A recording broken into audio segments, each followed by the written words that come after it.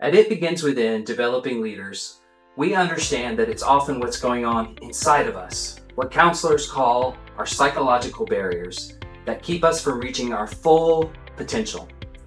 No matter how hard we try, unless we recognize and address these barriers, our success and growth will be capped.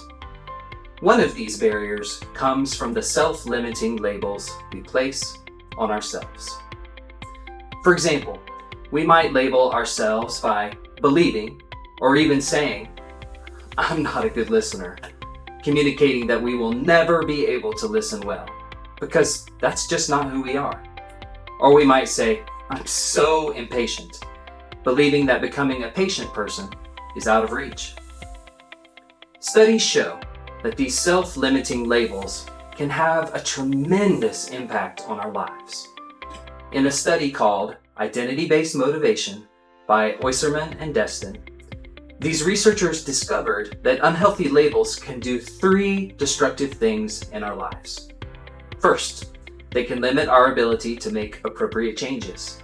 Second, they can encourage us to continue unhealthy behaviors that reinforce our own self-limiting labels. Third, they can ultimately block our ability to grow. So what can we do if we are unwilling to remain captives to our self-limiting labels? We can release them and replace them. For example, we can release the belief, "I'm just not a good listener," and replace it with a healthy and true statement. I can focus on the person I am speaking with, giving them my full attention.